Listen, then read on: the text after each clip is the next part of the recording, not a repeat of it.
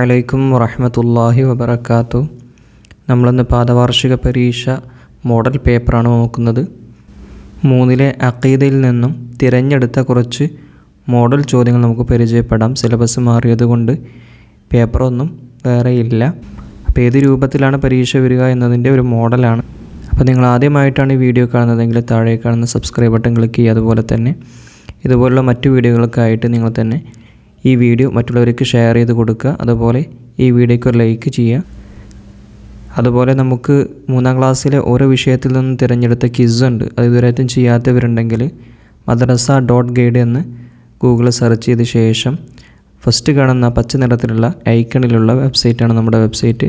അതിൽ ക്ലിക്ക് ചെയ്തുകൊണ്ട് ക്വിസ് ബുർഹാൻ എന്ന് പറയുന്ന ഭാഗത്ത് ക്ലിക്ക് ചെയ്താൽ നിങ്ങൾക്ക് 3-ാം ക്ലാസ്സിൻ്റെ ഒരു ബട്ടൺ കാണും. അതിൽ ക്ലിക്ക് ചെയ്ത് ഇഷ്ടമുള്ള വിഷയങ്ങൾ സെലക്ട് ചെയ്ത് ക്വിസ് ചെക്ക് ചെയ്ത് നോക്കാം. ഇനി നമുക്ക് നേരെ വീഡിയോയിലേക്ക് പോകാം. ആദ്യ പ്രവർത്തനം യോജിപ്പിക്കാം എന്നതാണ്. ഇവിടെ കൊടുത്തിട്ടുള്ള വലതുഭാഗത്ത് കൊടുത്തിട്ടുള്ളതുമായി ഇടതുഭാഗം യോജിപ്പിച്ച് കൊടുക്കുക. മലക്കുകളുടെ പേരും അവരുടെ ചുമതലകളുമാണ്. നമ്മൾ ഓരോ മലക്കിൻ്റെ പേരും അവരുടെ ചുമതലകളും പഠിച്ചിട്ടുണ്ട്.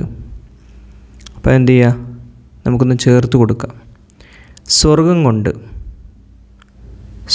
കൊണ്ട് സന്തോഷവാർത്ത സ്വർഗം കൊണ്ട് കാക്കപ്പെട്ട മലക്ക്. സ്വർഗം കാക്കുന്ന മലക്ക് ഏതാണ്? അതെ, റിദ്വാൻ അലൈഹിസ്സലാം.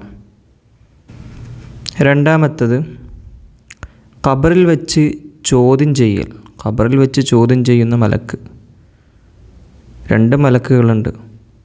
ആരൊക്കെയാണ്? മുൻകർ അലൈഹിസ്സലാം, നക്കീർ അലൈഹിസ്സലാം. ഇവരാണ് 2 മലക്കുകൾ. ഇനി മൂന്നാമത്തെ ചോദ്യം ഇതാണ്. സൂറെന്ന കാഹളത്തിൽ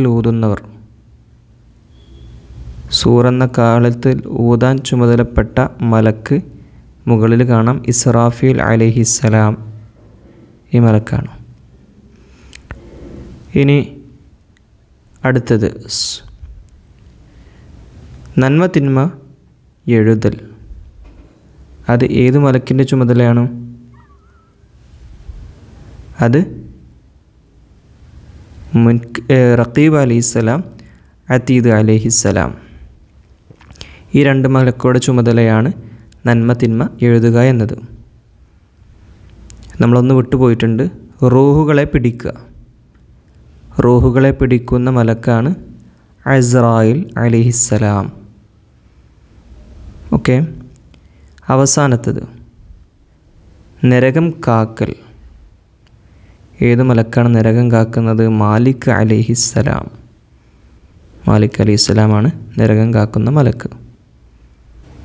ഇനി അടുത്തത്, രണ്ടാമത്തെ പ്രവർത്തനത്തിൽ ശരിക്ക് ശരി നൽകാം എന്നുള്ളതാണ്. ഇവിടെ ഒരു ചോദ്യത്തിന് 2 ഓപ്ഷനുകൾ നൽകിയിട്ടുണ്ട്. ശരിയായ ഓപ്ഷൻ മാത്രം ടിക്ക് ചെയ്ത് കൊടുക്കേണ്ടതാണ്. 1 ഈമാൻ കാര്യങ്ങൾ എത്രയാണ്? 2 ഓപ്ഷൻ ഉണ്ട്. 6 ആകുന്നു എന്നുണ്ട്, 8 ആകുന്നു എന്നുണ്ട്. ശരിയായത് 6. അതുള്ളിൽ എന്ത് ചെയ്യുക? ടിക്ക് ചെയ്യുക. 2 മലക്കുകളെ സൃഷ്ടിക്കപ്പെട്ടു. എന്തുകൊണ്ടാണ് മലക്കുകളെ സൃഷ്ടിച്ചത്? 2 ഓപ്ഷനാണ്. 1 പ്രകാശം കൊണ്ട്, 2 മണ്ണ് കൊണ്ട് സൃഷ്ടിക്കപ്പെട്ടത് നമ്മളാണ്, മനുഷ്യരാണ്. മലക്കുകളെ പ്രകാശം കൊണ്ടാണ്. അപ്പോൾ പ്രകാശം കൊണ്ടെന്നുള്ളതിൽ ടിക്ക് ചെയ്ത് കൊടുക്കുക. ഇനി അടുത്തത് 3 ഖുർആൻ അവതരണം പൂർത്തിയായി. 25 വർഷം കൊണ്ട്, 23 വർഷം കൊണ്ട്. ഖുർആൻ അവതരണം പൂർത്തിയായത് 23 വർഷം കൊണ്ടാണ്. 4 തൗറാത്തിൻ്റെ ഭാഷ. ഹിബ്രു എന്നുണ്ട്, ഗ്രീക്ക് എന്നുണ്ട്. ശരിയായത് ഹിബ്രു ആണ്, ഇബ്രാനി ഭാഷ. ഇനി നമുക്ക് അടുത്ത പ്രവർത്തനം നോക്കാം. ഉത്തരം എഴുതാം. ഓരോ ചോദ്യത്തിനും ഉത്തരം എഴുതാം. 1 ഈമാൻ കാര്യങ്ങൾ എന്ന് പറയുന്നു എന്തിനാണ് ഈമാൻ കാര്യങ്ങൾ എന്ന് പറയുക? വിശ്വസിക്കേണ്ടുന്ന, അതായത് വിശ്വാസപരമായ കാര്യങ്ങൾക്കാണെന്ന് പറയുക ഈമാൻ കാര്യങ്ങൾ.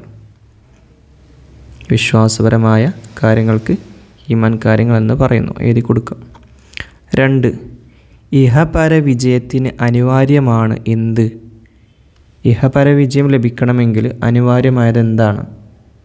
ഉത്തരം, അത് കരസ്ഥമാക്കണമെങ്കിൽ ജീവിതത്തിൽ ചില ചിട്ടകളും അതുപോലെ നിയമങ്ങളും പാലിക്കണം.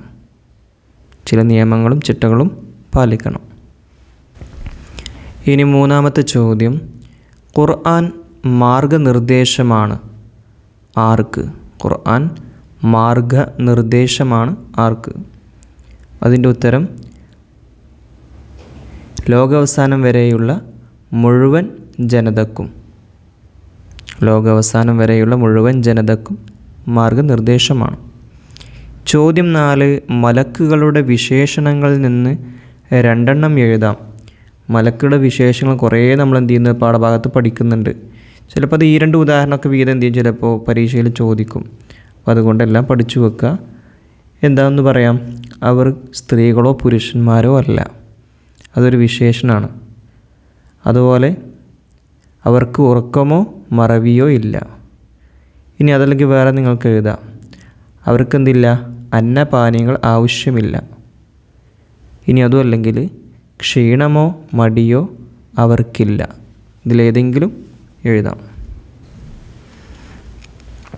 ഇനി നമുക്ക് അടുത്ത പ്രവർത്തനം നോക്കാം.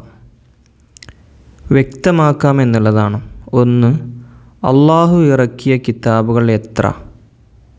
അതിൽ ഏടുകളും വേണം, അതുപോലെ കിതാബുകളുടെ എണ്ണവും വേണം കേട്ടോ, എത്ര കിതാബാണെന്ന്.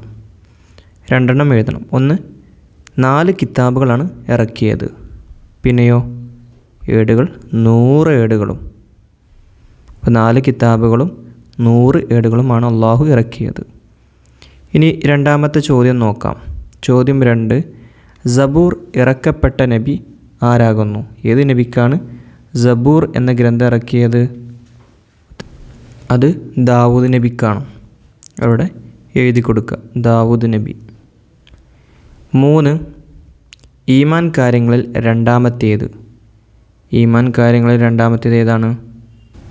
അള്ളാഹുവിൻ്റെ മലക്കുകളിൽ വിശ്വസിക്കലാണ് ഈമാൻ കാര്യങ്ങളിൽ രണ്ടാമത്തേത്.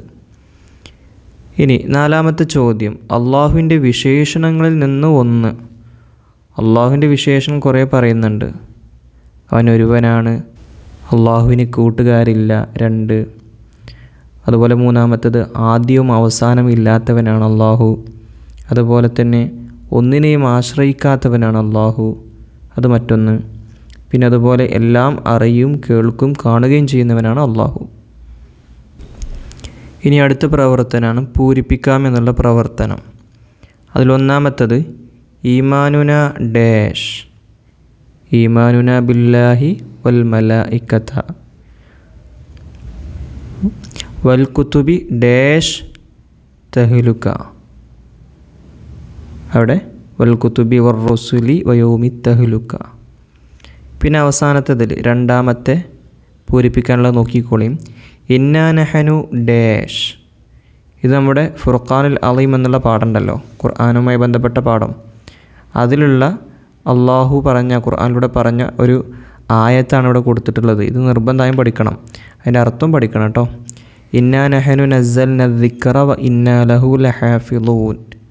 അതിൻ്റെ അർത്ഥം, നിശ്ചയം പരിശുദ്ധ ഖുർആൻ നാം ആണ് ഇറക്കിയത്, അതിനെ നാം സംരക്ഷിക്കുക തന്നെ ചെയ്യും.